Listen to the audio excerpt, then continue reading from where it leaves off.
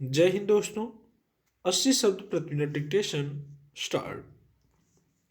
किसी भी दंपति के लिए संतान का सुख जीवन का सबसे बड़ा सुख माना गया है, मगर बहुत सारे लोग किसी जैविक या चिकित्सीय कारणों से संतानोत्पत्ति में नाकाम साबित होते हैं। ऐसे लोगों के लिए दत्तक और नियोग जैसी प्रथाएं समाज में कायम थीं, पर कई लोग अपनी जैविक संतान चाहते हैं, इसलिए सरोगेसी यानी किराए की कोख से अपना बच्चा पैदा करने का प्रावधान बनाया गया। यानी कोई दंपति चाहे तो चिकित्सीय मदद से किसी अन्य महिला के गर्भ से अपने बच्चे को जन्म दे सकता है। चिकित्सा विज्ञान ने अब इसे बहुत आसान और सुरक्षित बना दिया है, इसलिए दुनिया भर में सरोगेसी का चलन बढ़ा है।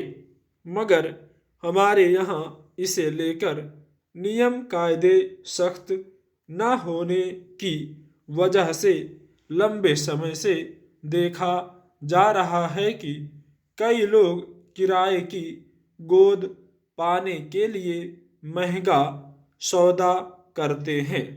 खासकर विदेशी जोड़े गरीब महिलाओं को बड़ी रकम देकर इसके लिए तैयार कर लेते हैं। अगर कोई महिला अपनी मर्जी से किसी दंपति के बच्चे को अपने गर्भ में पालने को तैयार हो जाए तो इसमें कोई बुराई नहीं है, मगर ऐसी शिकायतें बड़े पैमाने पर मिली कि कई विदेशी जोड़े किराए की कोख से अपनी संतान तो पैदा कर लेते हैं, पर लिंग भेद के चलते उन्हें अपनाने से इनकार कर देते हैं। फिर उस बच्चे को पैदा करने वाली माँ के लिए उसे पालना कठिन हो जाता है। इन्हीं उलझनों और शिकायतों के मद्देनज़र केंद्र सरकार ने सरोगेसी कानून में बदलाव किया है। अब किराए की गोद को लेकर नियम कायदे सख्त कर दिए गए हैं। इसके लिए वही दंपति योग्य माने जाएंगे जिनकी शादी को कम से कम 5 साल हो चुके हों और उनकी उम्र 25 से 55 साल के बीच हो।